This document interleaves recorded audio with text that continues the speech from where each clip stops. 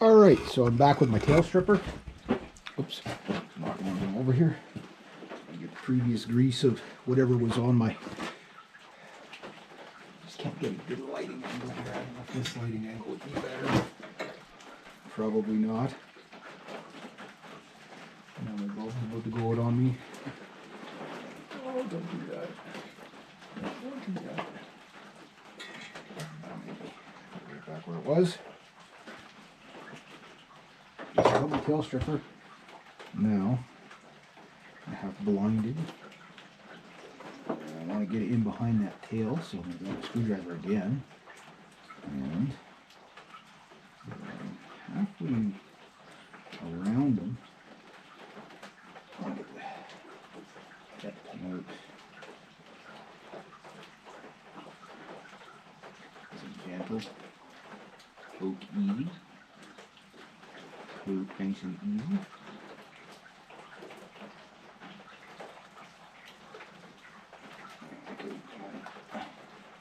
There we go. So I'm through with my screwdriver inside of the fur. I'm going to pull very, very easy. Just to get the tail going. If you don't get that, then just use your thumb.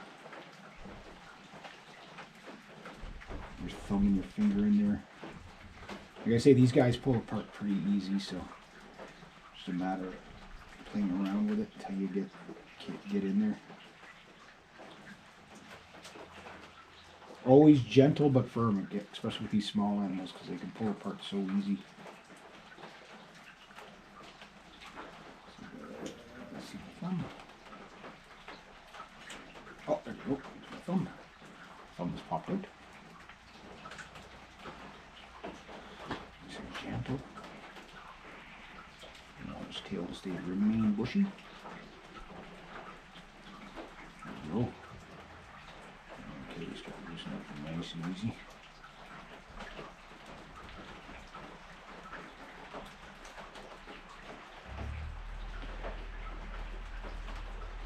Okay.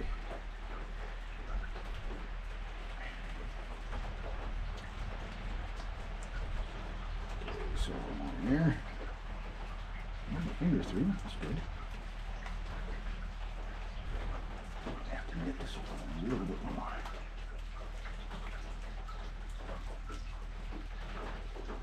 Okay, there.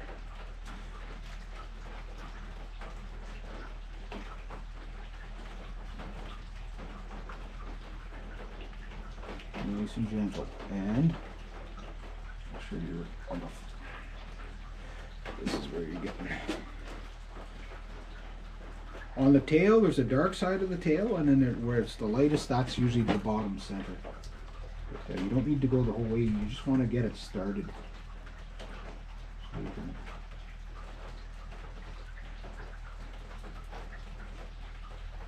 the tail a bit.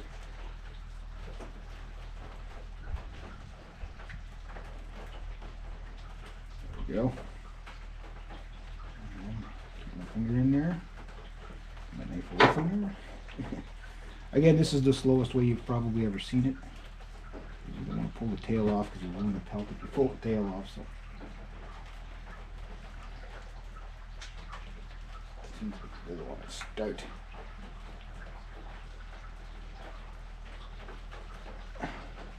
Still easier than an otter though, by a lot.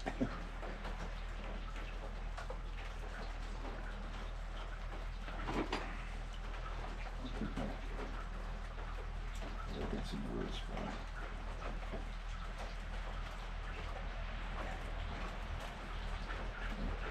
But just to get it started. Hang up back here.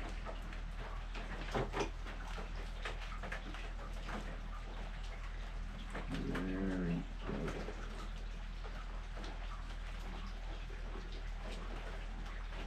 Don't want to be cutting into anything. I don't want to pull really, really hard on it. Okay, there we go. Just want to pull hard enough to get it started.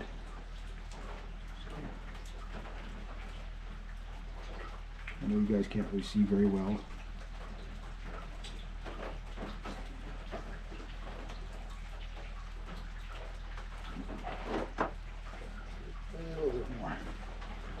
I'm doing it, I'm just getting the knife in at the base of the tail, cutting into the carcass, not just enough to free it up a little bit, so I don't have to pull so hard. Just kind of going in between my fingers. There we go. A little more. Take my second notch of my tail stripper. So we got 1 notch, 2 notch. Get that in there. And some gentle flow. Gentle but firm. Grip you. There you go.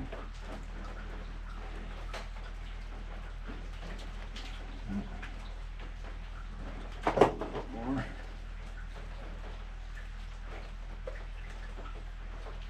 There's a couple little scrapes on the where the membrane is, just kind of loosens it up a bit. So when it loosens the membrane, you can pull more. Once you feel the tail coming, just keep it like a steady pull on it. There we go. Again, try to keep your fingers off the pelt as much as possible. And then, not to lose the tip of the tail if you can. There. Okay, so that's the worst part. So now it's opened up. So now we start our pulling. I'll open the tail probably later on. Okay, okay, so let me just get my, let's work the inside. Might have to do a little bit of cutting just to get it started. Okay.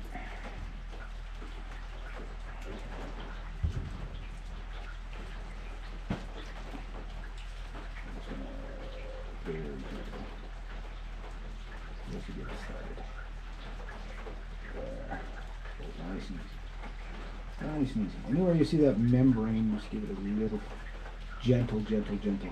Be careful not to cut into anything or else you'll open them right up.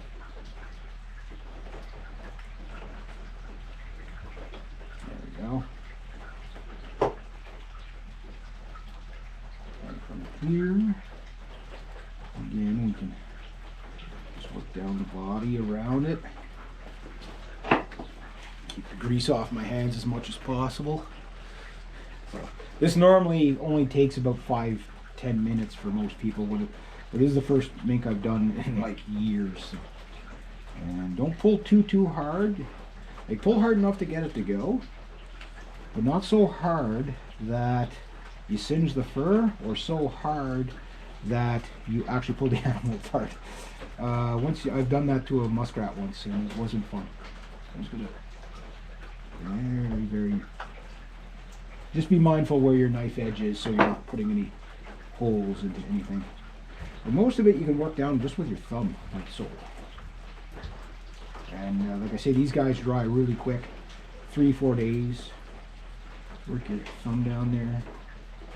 And again, depending on what trap you catch them in, if it was a hard hit like this one, don't pull so hard, because like in this case, this one,